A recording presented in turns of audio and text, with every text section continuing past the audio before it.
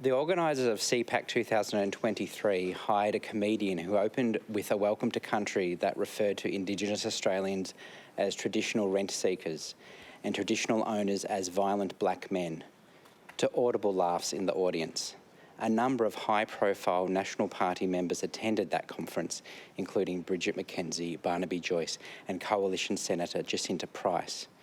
If your party wants to be a modern, inclusive, non-racist movement, how do you reconcile senior and prominent members being associated with such attitudes?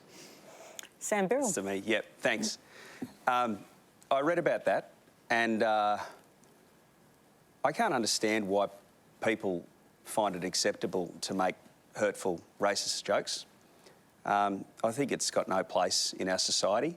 There's sort of, on the other side, there's a freedom of speech issue too, but it doesn't make it, so I don't suppose we should ban it, but it doesn't make it any less abhorrent to me, and I don't think it's got any place in the debate. Now, what my colleagues do and what they attend is up to them. My understanding is that they weren't at the conference during that performance, but you can correct me on that. But yeah, I just don't understand why we need that sort of racism and hurt in our society. It should be a battle of ideas, and we don't need that. You know, we don't need to hurt each other while we do it or put those personal insults out there. Sam, that's really interesting. That's a very different perspective.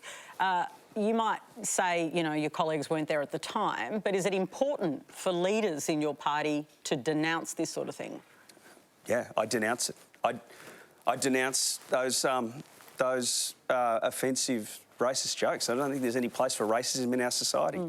Gary Johns is involved with the Formal No campaign and he said some things that have been really offensive to some people. Should he really be a high-profile no spokesman in your view?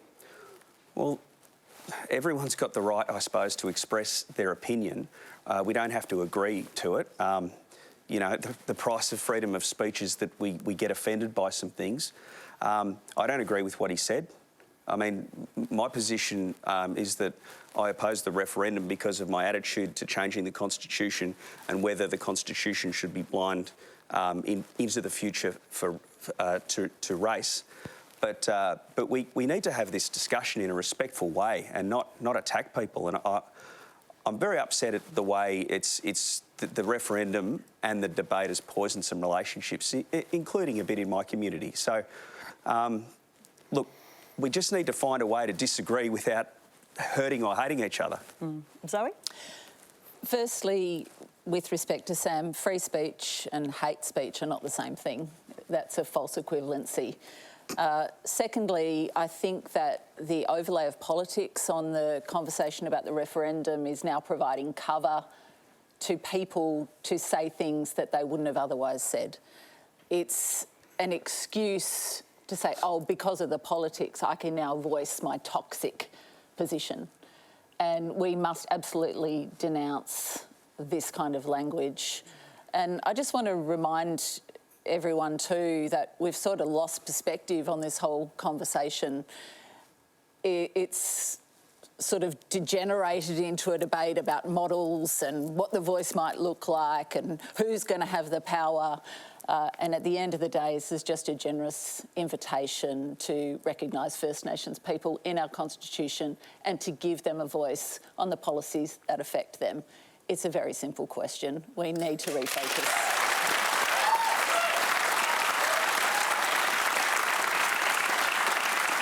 Tony, Burke, you heard the question, but also the Prime Minister has really been critical of Gary Johns and his role in the No campaign. Obviously, you're on the yes side, so you know you have different views. But where is the line on speech? Oh, I draw the line exactly where Zoe just drew it, and that's hate speech. And is this hate speech in your view? Yeah, I do think it is. It's for the purpose of belittling people because of who they are. That's what it's about. It's not about an argument about the Constitution or anything like that. It's about belittling people because of who they are. And one thing, the example was about welcome to country. And I think we often forget what an incredibly generous thing a welcome is. Like, you know, you think of all the things that could be said and the response is we keep turning up to events and being welcomed. Like, there is a real generosity in that. And, you know, there's a similar generosity in the Uluru Statement from the Heart, being asked, you know, to make constitutional recognition meaningful. We have to show what would it deserve be? don't we? I beg your pardon? We have to show we deserve that welcome. Well, that's We're right. not entitled to it. That's what got us into this mess in the first place. Yeah, and I think as a nation, we've got a real chance now to respond to that generosity with the same level of generosity in return. Like, there's a really good moment in front of the nation at the moment. There's a really good... And some of the worst elements will be turned up really loudly, but I don't think for a minute that those sorts of views reflect modern Australia. I hope not. Hannah? Look, I'm going to be honest, I didn't know CPAC existed until today. And when I Googled it and understood what that conference represents and who some of the speakers were at that conference, I couldn't understand how the same people who supposedly want their party to change for inclusion and diversity could be at such a conference. Because to me, that is the very opposite of inclusion and diversity. There is no way in hell that inclusion and diversity should include people like Pauline Hanson, Barnaby Joyce, Alan Jones, Tony Abbott. Pretty sure those guys have given us their track record in inclusion and diversity, and it's not good. Let me, if I can just bring you back, Sam, the optics of that conference and the sorts of things being said at that conference, is it helpful for your Conservative brand? Well, I don't regard the Nationals as necessarily being conservative. I joined the National... Well, they're in the Conservative Party, right? Yeah, but hear me out. There's a range of different views in the National Party. I joined the National Party because it cares about regions. Now, there's some very conservative people who represent very conservative electorates, and I have a conservative electorate.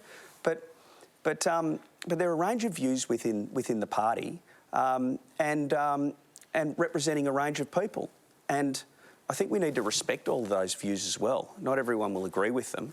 But for me, the National Party is about regional Australia and coming together as a team to try and look after regional Australia, particularly when it's under such threat. OK, but bringing you back to my question, which is, in terms of the brand of the political party you're in, is that rhetoric helpful? Well, who's the rhetoric by? Well, this comedian, I can quote some of this stuff. Gary Johns claimed some people in Indigenous communities lived in a stupor and recommended they learn English. No, is that sort of stuff helpful? No, of course it's not, but he's not a national. No, but he's one of the prominent speakers in the No campaign. OK, well, as I said before, I don't agree with his views, and there's many people in the No campaign whose views I don't agree with. For me, the National Party is about looking after regional Australia, and there are a range of views, probably from the centre to a bit more right-wing. I'm probably closer to the centre, but we've got to come together and share all those views because it's important that it's a battle of ideas in Australia, not just everyone sort of in an echo chamber. So, Sam, you'll notice when you said the National Party wasn't conservative that everybody in this room laughed. Yep. And that's because your view of the National Party, if I'm not wrong, seems to be very different to everyone's view out there. Would I be right? When we think about the National Party, we don't necessarily all think about regional Australia.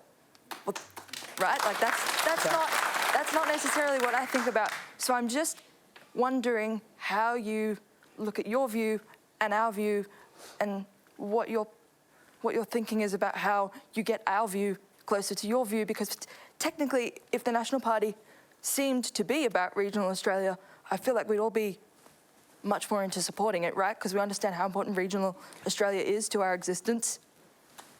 Well, yeah, and thanks, Hannah.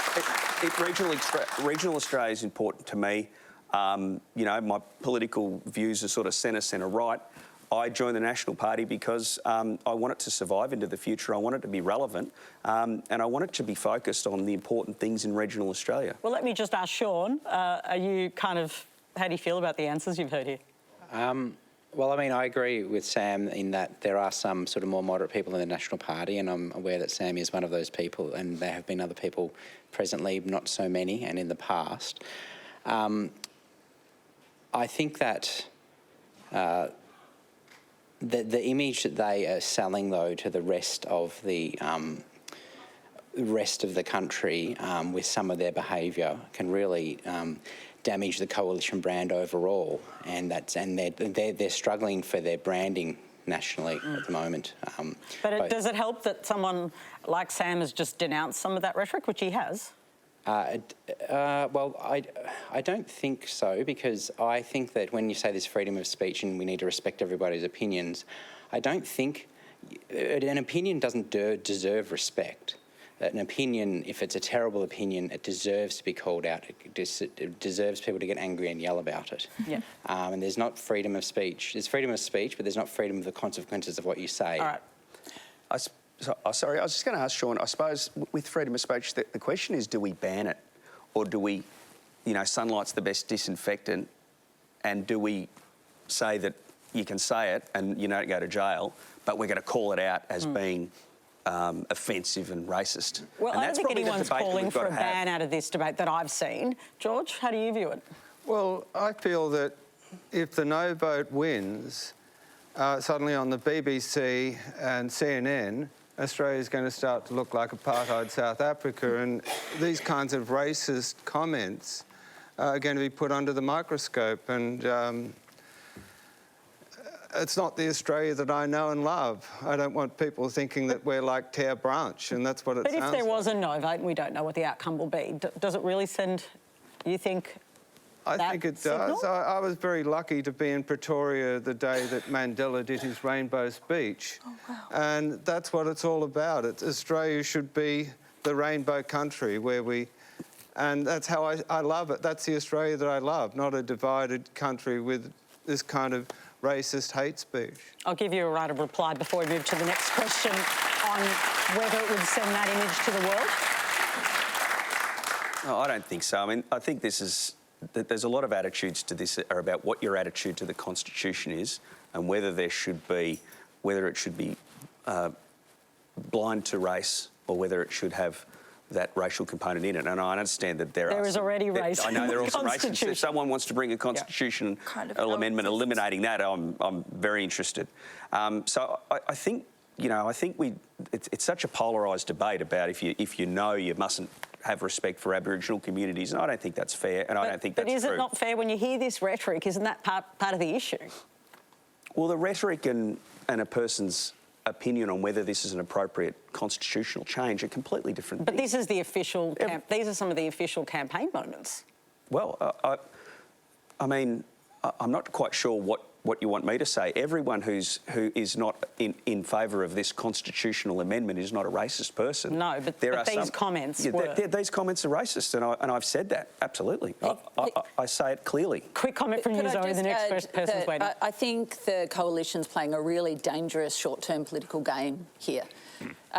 The conversation about the no case is about short-term politics, not the future of our country. And I see in my community, this will edge people further and further away from a Liberal member if they are going to be associated with this kind of commentary.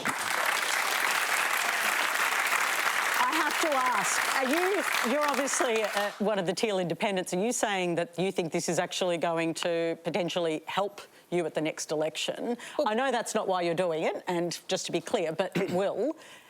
I believe in it fully, and that's why I'm doing it. Yeah. But if my community votes above the national average for the yes, which is very likely, possible, and the coalition has said no, what does that say about the distance between my community and the coalition?